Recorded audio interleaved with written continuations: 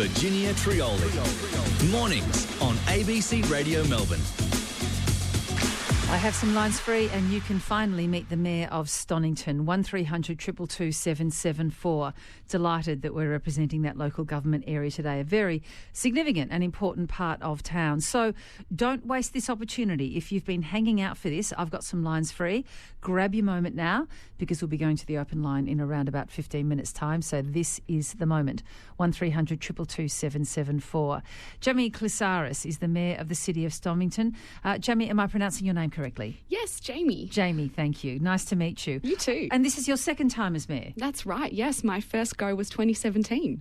Well, so you've been on the council for a while. I have. This is my 10th year at Stonnington. Oh, my goodness me. So tell us about the makeup. We'll talk about the area as well. What's the makeup of the council right now? I think it's majority Liberal. Is that right, council? The actual councillors? The council makeup, We've the councillors. got a real mix, Virginia. We've got, I'm a member of the Labor Party, as you may know. We've got some endorsed Greens, we've got some Liberals and some Independents. It's a really good mix, which I think well represents the community. So would you say there's a party majority on the council right now? No, we certainly don't operate that way at all. And it's smaller numbers, so not a majority. Okay. And what are the key issues for you, Jamie? The key issues at council, well, there's a lot of them. Coming out of COVID recovery is a really big one. Our small businesses, of which Stonnington has a significant number of them, have really done it tough. So we're looking at lots of ways to support them, as we continue to come out of COVID, but also mental health. That's become quite a serious issue, particularly over the last couple of years. And what we've been able to do there is fast track a headspace in Malvern, the first of its kind in the city of Stonnington. And we did that by partnering with the federal government through the former member for Higgins, Dr. Katie Allen. That wasn't supposed to open for quite a while, but because of the significant issues we were facing, particularly for our under 25s, we fast-tracked that and we opened that just a couple of months ago. Okay. Take us through the suburbs that make up the city of Stonnington. Yeah, so we've got about 115,000 people living in Stonnington across Toorak, South Yarra, Prahran, Windsor, Armidale, Malvern East, and a little bit of Glen Iris. So some of the wealthiest postcodes in the city. Yeah, that's right, with some of the highest property prices in the country. So does that affect the rates that you're able to pull from your local residents? Well, there's a very specific calculation that happens there. So certainly your property value does impact that. But we don't just have, wealthy households, Virginia. We've got lots of, lower income households, including lots of social housing, public housing, and, really big state housing developments, particularly in the Western End. And that actually played a big role, of course, at the federal election when the Teal candidate in that area was able to capitalise on the fact that you do have a very different community base there as well than perhaps one that may have been represented in the mainstream media. Well, absolutely. But Stonnington Council's been in the news recently, and one thing in particular I wanted to bring up, which is your changed new social media policy. There was a new media policy which had been adopted by the council, but a couple of your Liberal councillors voted against that. Now, what's their objection to it, and what are you trying to achieve? Their main objection was about the fact that they needed to let the Mayor know that they were doing media or had just done some media, because really the Mayor is the principal spokesperson of any council, the Mayor and the CEO. So it's just important for me to be able to know, if my colleagues are out there speaking on different things, that's really all. But their gripe was that they felt as though they needed to seek permission to go and do media. That couldn't be further from the truth. It was really just letting us know, what they've been out there saying so that we can stay on top of the local issues. And why was Councillor Marcia Griffin calling for an external monitor due to what she described as dysfunction in the council?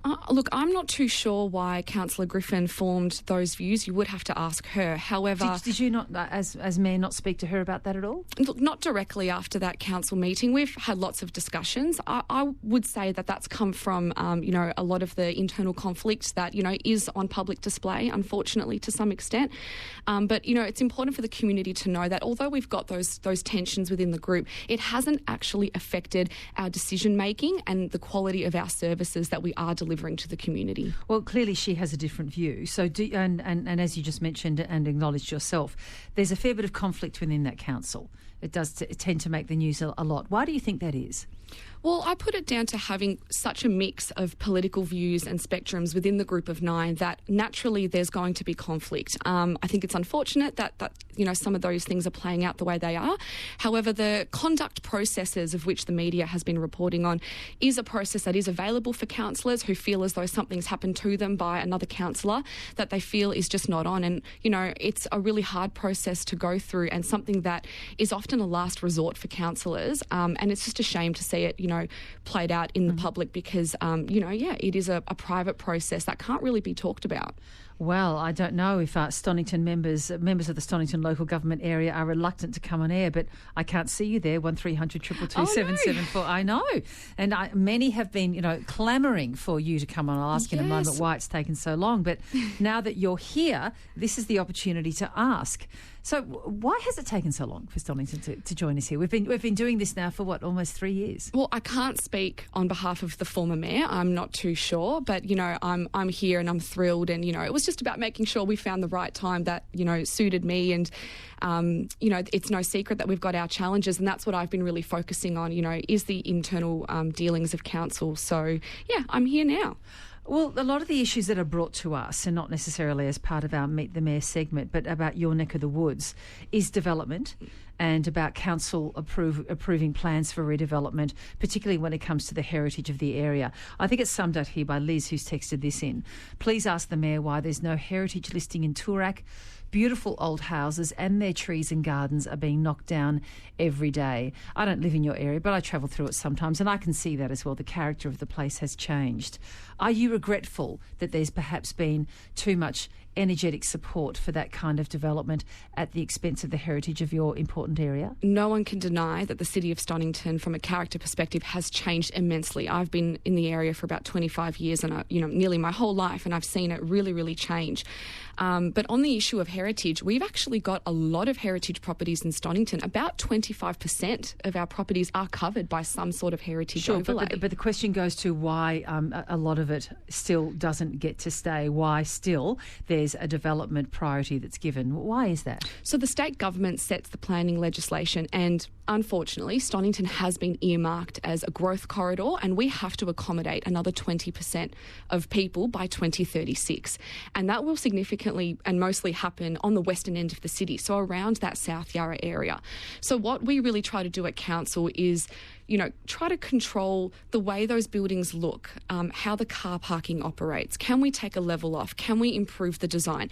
Because change is happening. We can't stop it. It's really not our choice.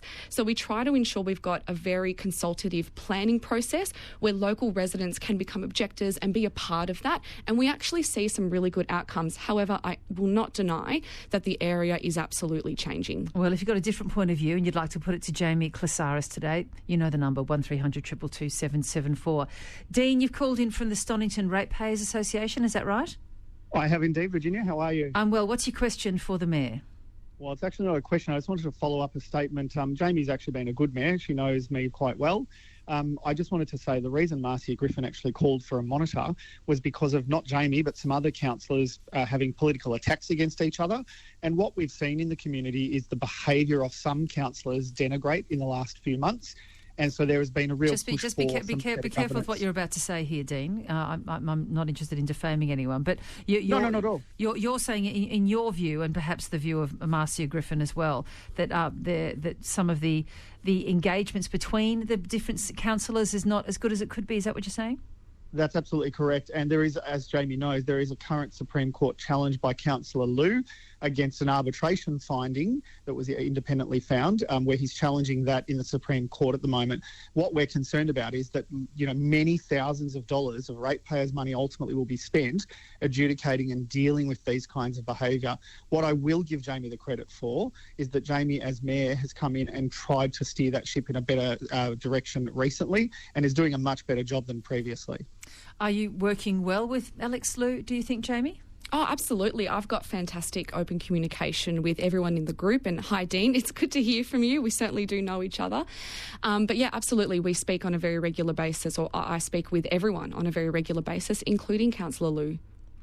Well, I mean, that's sort of part of the complex mix that you described there, the fact that you've got, Greens and Libs, you've got that real sort of melting pot of people. I guess it's going to end up being quite an argumentative council, and they are required to argue their corner. But at what point does that actually descend into dysfunction and just becomes politicking for its own sake and not then adequately representing your ratepayers? I'm always about robust debate. I think that's critical in democracy, and we don't want to have groupthink. So having those different views is so important to ensuring that council operates effectively and that we canvass the wide variety of views that we have in the city of Stonnington.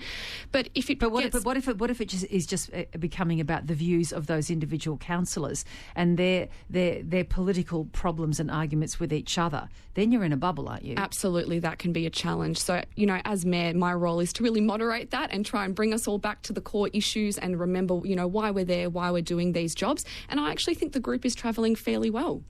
Well, let's hear from Moira in Malvern. Moira, what would you like to say to the mayor? I just commend the mayor concerning the Robert Menzies Reserve.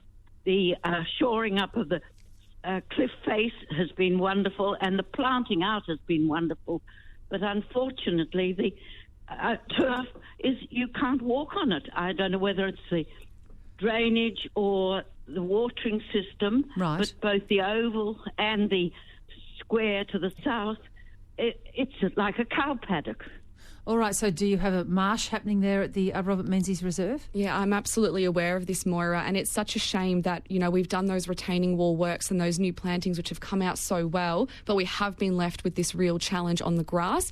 Our environment and infrastructure team is doing everything we can. It's really down to the contractor, though, that did those works, and we've got to wait now for drier weather. We can't actually do anything to improve the situation until all of that soil dries up, but we are aware of it, and it is really frustrating. So do you have money put aside for remediation there to try and drain it and work on a longer-term drainage problem? My belief is that it is on the contractor who did the retaining wall works to remedy it. And so, again, there's a bit of a challenge there. So you're going to have a legal fight about whether they're obliged to, do you think? I don't believe it's that. I think they've actually told us that we need to wait for the drier weather. There's just nothing they can do at the moment. All right. Anton in Malvern East, go ahead.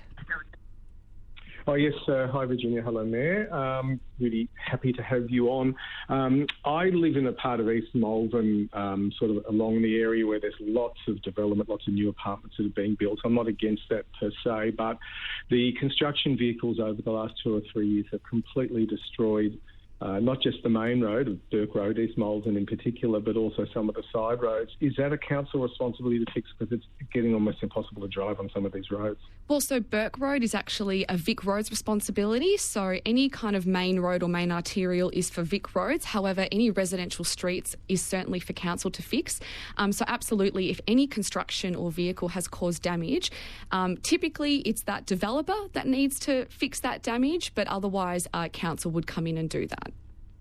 Does that work for you, Anton? Thank you. Well, it does, but I don't know who actually reports it. Look, I know Stonnington has a really good reporting system. Yeah. I've reported things like trees and they get fixed immediately, but I will certainly report the residential roads and get onto Vic Road for the impossible driving down Burke Road. Anton, feel free to email me directly as well, because we do speak with Vic Roads too, and we let them know any, sort of hot spots that the residents are telling us about. Well, I'm getting a lot of text messages about that, Jamie. Burke Road, Malvern East, impossible to drive. Turek is just a car park now, says another. I mean, that is just a byproduct of the fact of where you are and the kind of residents that you have there, but also businesses that you have there. But would you like to see Vic Roads or the state government or the roads minister do something in particular to relieve the pressure there? Well, it's really, really challenging. I mean, no one can really come up with a perfect answer and a perfect solution. Our roads, like Burke Road, Turek Road, they're not very wide. They're, single lane traffic. Then you've got parking on both sides. Then you've got cyclists. Then you've got pedestrians. And you've got trams. So it's a real challenge, but certainly council's very aware of it, and improving safety is critical, and that's something we do push with the state government quite a lot. Jamie, we hope you'll come back again. It's great to get Stonnington on board. Thanks so much for your time today. Thank you. Jami Klisaris, Mayor of the City of Stonnington, and great to hear from all of you as well.